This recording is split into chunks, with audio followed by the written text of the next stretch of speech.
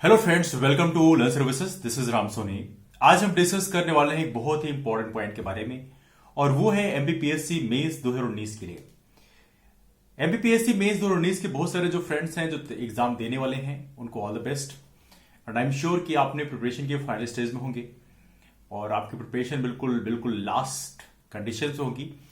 लेकिन कई बार ऐसा होता है कि आपके माइंड में एक एंजाइटी सी क्रिएट होती है कि पता नहीं सिलेक्शन होगा कि नहीं होगा। इस कंडीशन पे मैं आपको सिर्फ एक ही लाइन बोल सकता हूं। एक पुरानी कहावत है, कर्मण्ये वाधिकारस्ते मां फलेषु कदाचन। मतलब आप कर्म करें, फल की चिंता थोड़ी ना करें। यदि आप ये कर सकें तो ये काफी अच्छी बात होगी। तो मेरा सजेशन आप सभी लोगों के लिए यही है कि फिलहाल फॉर टाइम बिंग फोकस करें अपनी प्रिपरेशन पे। जो चीजें आपको रिवाइज करनी थी उस पर फोकस करें। जो आपने नोट्स बना रखे हैं उनको थोड़ा रिवाइज कर लें।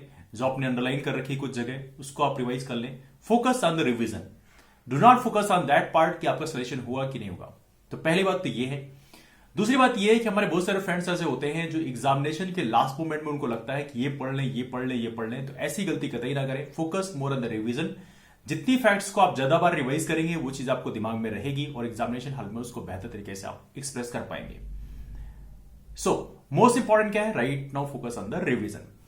इसके अलावा सबसे इंपॉर्टेंट पॉइंट यह है कि हमारे बहुत सारे फ्रेंड्स कई बार ऐसा करते हैं, एंजाइटी के चलते वो रात को नींद नहीं लेते और फिर अगले दिन एग्जाम देने चले जाते हैं, या रात भर पढ़ रहे होते हैं और अगले दिन एग्जाम देने चले जाते हैं।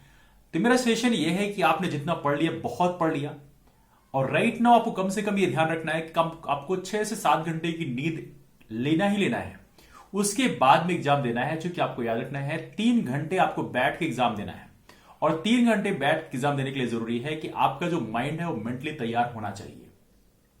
तो यदि आप 6 से 7 घंटे की नींद लेते हैं तो ये आपके लिए काफी बेहतर होगा। इन केस बहुत सारे लोगों को ये दिक्कत होती है कि रात को नींद नहीं आती, तो बेहतर आपके लिए ये है कि कल आप थोड़ी कम सोइएगा दोपहर में, तो आपको रात में नींद जल्दी आ जाएगी। या हल्का प्राणायाम कर लीजिए, या तो हल्का इवनिंग वॉक कर लीजिए, तो उससे आपको हल्की सी थकान आएगी तो अपने आप नींद आ जाएगी। बट मेरा सजेशन ये है कि आप लोग रात में कम से कम 6 से 7 घंटे की नींद लेकर एग्जाम देने जाएगा। This is my second suggestion. इसके अलावा सबसे बड़ा पॉइंट ये है, जो कि तीसरा पॉइंट मेरा आज के लिए है, वो ये है कि कई बार हम लोग क्या करते हैं कि जब पेपर देखते हैं, एग्जामिनेशन हाल में पहुंच गए, आपने लिखना शुरू कर दिया, और क्या करते हैं कि जब स्टार्टिंग कुछ क्वेश्चंस होते हैं जो आपको बन रहे होते हैं उसको बहुत बना बना के लिखते हैं। ऐसी गलती आप कतई ना करें। आपको अपनी स्पीड मेंटेन कर रखनी है। 6 नंबर क्वेश्चन के लिए, 3 नंबर क्वेश्चन के लिए, या 15 नंबर क्वेश्चन के लिए जो आपने टाइम अलॉट कर रखा है, उस टाइम रूटीन से आप स्टिक रहें और उस वेल बिफोर द टाइम में उसको कंप्लीट करने की हैबिट डालें। तो मेरा सजेशन आप सभी लोगों से यही है कि अपनी स्पीड को मेंटेन कर रखें पहले क्वेश्चन से। ऐसा ना करें कि स्टार्टिंग के 1 घंटे आपने आराम से लिखा, फिर उसके बाद आपने सोचा चलो ठीक है अब लिखेंगे, थोड़ा सा स्पीड बढ़ाते हैं। ऐसी गलती ना करें। पहले ही घंटे से स्पीड मेंटेन कर रखें जिससे कि आप चीजों को मैनेज कर पाएं। तो मेरा रिक्वेस्ट आप लोगों से यह है कि maintain the speed of your writing. Questions में ज्यादा इमोशनल ना हों, उतना ही चीजों को लिखें जितना रिलेवेंट है, और एक पैटर्न को फॉलो करें। जो पैटर्न आपने बना के रखा है कि इस तरह से आपको लिखना है, स्टार्टिंग की 2-3 लाइन इंट्रोडक्शन के फॉर्म में, फिर उसके मिडिल पार्ट कंक्लूजन, उस तरह से आप लिखिए। यह आपके लिए बेस्ट रिवाइजेबल है। तो जो भी पैटर्न आपने डेवलप किया है वही पैटर्न को आप स्ट्रिक्टली फॉलो करें। यहां पे एक इंपॉर्टेंट क्वेश्चन ये है, इंपॉर्टेंट चीज ये है कि कई बार ऐसा होता है कि हमें क्वेश्चंस कुछ नहीं बनते, या कुछ क्वेश्चन बहुत अच्छे से बनते हैं। जो क्वेश्चन आपको ज्यादा अच्छे से बनते हैं, तो स्टार्टिंग में आमतौर पर ऐसा होता है आपके पास बहुत ज्यादा एनर्जी होती है, तो कोशिश करें आप जो क्वेश्चन आपको बन रहे होते हैं उसमें ज्यादा फोकस करें, उसको पहले से लिखें, जिससे उस क्वेश्चन को आप ज्यादा बेहतर तरीके से लिख पाएंगे। बाद में जो टाइम आपके पास बचता है उसमें जो क्वेश्चन आपसे नहीं बनते उन क्वेश्चन को आप लिख सकते हैं। लेकिन ऐसी गलती कतई ना करें कि जो क्वेश्चन नहीं बनते उसको छोड़ दें। जैसे मान लीजिए सपोज करिए आपसे पूछा गया जॉन डीरे कौन है, आपको नहीं पता कि जॉन डीरे कौन है, ठीक है, तो आपने क्या लिखेंगे? आप लिख सकते हो कि हाँ ही इज फेमस।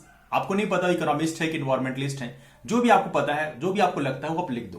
तो इससे फायदा क्या मिलता है कि उस क्वेश्चन में तो नंबर 1 भी नहीं मिलेगा, लेकिन अगला जो क्वेश्चन है उसमें एग्जामिनर के माइंड में ऐसा होता है कि चलो ठीक है, बच्चे ने पिछले क्वेश्चन थोड़ा लिखा है, तो चलो ठीक है इस क्वेश्चन में थोड़ा ज्यादा नंबर देते हैं। यदि वो 6 नंबर क्वेश्चन में 3 नंबर देने के बोर्ड में है तो शायद आपको 3.5 नंबर दे दे।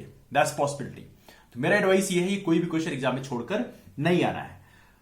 यहां पे एक और पॉइंट मैं आप लोगों से डिस्कस करना चाहूंगा कि कुछ क्वेश्चन ऐसे होते हैं एग्जाम में कि जो क्वेश्चन छोटे होते हैं और बड़े लेवल के पूछे जाते हैं। ऐसे पिछली बार क्वेश्चन पूछा गया था झंडा सत्याग्रह पे, तो हमारे फ्रेंड्स कह रहे थे कि झंडा सत्याग्रह में तो इतना कंटेंट लिखने के लिए है ही नहीं कि 15 नंबर क्वेश्चन में कितना लिखूंगा। देखिए ऐसे क्वेश्चंस में क्या होता है कि जितना फैक्ट आपको पता है उतना लिख दीजिए, उसके बाद आपको कुछ एस्पेक्ट क्रिएट करने होते हैं। जैसे आप ये बोल सकते हैं कि झंडा सत्याग्रह का सोशल एस्पेक्ट क्या है, झंडा सत्याग्रह ने किस तरह से हमारे देश में नेशनलिज्म की भावनाओं से लोगों को प्रेरित किया, ऐसे पॉइंट को आप कोट कर सकते हैं। तो कुछ 4-5 एस्पेक्ट आपको क्रिएट करने होते हैं खुद से और उसको लिखने होते हैं, तो अपने आप जो आंसर होता है वो बड़ा हो जाता है। तो बड़े क्वेश्चन को छोटा करना, छोटे क्वेश्चन को बड़ा करना, ये आप लोग थोड़ा सा मेंटली बना के रखेगा, अपनी मेंटलिटी थोड़ा सा मेंटली तैयार रहेगा इसके लिए, तो आपको ज्यादा बेहतर आउटपुट देखने के लिए मिलेगा। सबसे लास्ट पॉइंट ये है कि कई बार एग्जामिनेशन हॉल से निकलने के बाद हम लोग अपने यार दोस्तों से डिस्कस करना शुरू करते हैं। डिस्कस क्या करते हैं कि हाँ मुझसे क्वेश्चन बन गया, मुझसे क्वेश्चन नहीं बना। आपका दोस्त बोलता है कि क्वेश्चन तो बहुत ही आसान था, मैंने कर दिया, और आपको पता चला कि आपको तो लिखना ही नहीं आ रहा था उसके बारे में, तो आप फ्रस्ट्रेशन में आ गए कि अरे इसने तो बहुत अच्छा किया, मैं तो नहीं कर पाया। ऐसा नहीं होता। एग्जामिनेशन में जाने के पहले हो सकता है 2-3 दिन पहले उसने उसको अच्छे से पढ़ा हो, उसने बन गया। कुछ चीजों को आपने अच्छे से पढ़ा होगा जो उससे नहीं बनी होगी। अब जो उससे नहीं बनी होगी उसको वो ज्यादा अच्छे से बताएगा नहीं आपको। तो मेरा सजेशन आप लोगों से सिर्फ यही है कि आपको ये डिस्कशन नहीं करना है एग्जामिनेशन हॉल से बाहर निकलने के बाद कि ये बना नहीं बना। आपका पेपर हो गया, उसको साइड में रखिए। एग्जामिनेशन के हॉल से बाहर आते ही आपके जेहन में अगला पेपर होना चाहिए। आप अपना माइंड प्रिपेयर करिए उसके लिए, क्या क्या चीजें पढ़ना है, कहां से पढ़ना है, कैसे पढ़ना है, और घर पहुंचते ही उसको पढ़ना शुरू कर दीजिए। थोड़ा रेस्ट करने के बाद में I mean, but mind preparation जो है पहले से आप कर दीजिए। तो मेरा सजेशन आप सभी लोगों से यही है कि इस चीज को आप बहुत स्ट्रिक्टली फॉलो करें। This is my sincere request with all of you.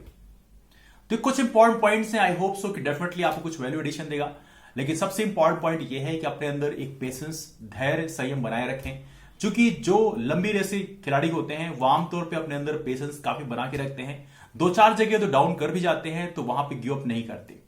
Examination में देखा जाए तो आपके एमपीपीएससी मेंस की यदि हम बात करें तो एमपीपीएससी मेंस में आपको 800 नंबर यदि आपके आते हैं तो आपको बहुत ही डिफरेंट सर्विस मिल जाती है, डीएसपी, एसडीएम जैसी पोस्ट मिल जाती है आपको। तो इसके लिए जरूरी है कि आपको सारे पेपर आपके अच्छे ना भी जाए तो इस फाइन, आपके 2 पेपर भी अच्छे से निकल गए तो इसका मतलब यह है कि आप सिलेक्शन के बिल्कुल नजदीक पहुंच जाओगे और आपको अच्छी सर्विसेज अलॉट हो सकती हैं। तो मेरा सजेशन यह है कि किसी भी मोमेंट पे अपना धैर्य या पेशेंस ना खोएं। लास्ट पेपर तक आपको लगे रहना है। लास्ट पेपर भी यदि आपका एक्सेप्शनल और बहुत अच्छा चला जाता है, इसका मतलब आपके सिलेक्शन की पॉसिबिलिटी काफी अच्छी होगी। तो फिलहाल आज के लिए मैं इतना ही कहना चाहूंगा and wish you all the best once again. और सबसे अच्छी बात यह है कि अच्छा खाना खाएं और डाइट अपनी अच्छी लें, मेंटेन करके रखें, तबीयत अपनी बेहतर बना के रखें। थोड़ी खाने में फ्रूट्स का इस्तेमाल ज्यादा करें क्योंकि आमतौर पे बेहतर होता है। और एग्जामिनेशन हॉल में जाने के कम से कम 2 से ढाई घंटे पहले ही खाना खा लें, जिससे कि आपका डाइजेशन वगैरह हो जाए, एनर्जी मिल जाए, फिर आप एग्जामिनेशन हॉल में एक बेहतर तरीके से आंसर को लिख पाएं। खाली भूखे पेट आप एग्जामिनेशन में लिखने मत जाइएगा और एग्जामिनेशन स्टार्ट होने के कम से कम 3 घंटे पहले खाना जरूर खा लीजिएगा, जिससे आपके पास पर्याप्त एनर्जी रहे कि आप एग्जामिनेशन हॉल में अपने आंसर को लिख पाएं। तो आई थिंक ये रहा डिस्कशन आज का एमपीपीएससी मेंस के लिए। आई होप सो डेफिनेटली आपको थोड़ा वैल्यूएशन मिलेगा। डिस्कशन कहीं से वाइंड अप करते हैं। जो हमारे फ्रेंड्स हमसे जुड़ना चाहते हैं, टेलीग्राम का हमारा ग्रुप है रामसोनी एमपीपीएससी, उससे आप ज्वाइन कर सकते हैं। तो वहां भी हमारी क्लासेस के लिंक और बहुत सारी चीजें शेयर की जाती हैं और वहां पे पर्सनल क्वेश्चन भी आप मुझसे पूछ सकते हैं। That's all for now. मिलते हैं फिर। Bye bye, take care and wish all the best for your mains exams. Bye bye, take care and thank you so much.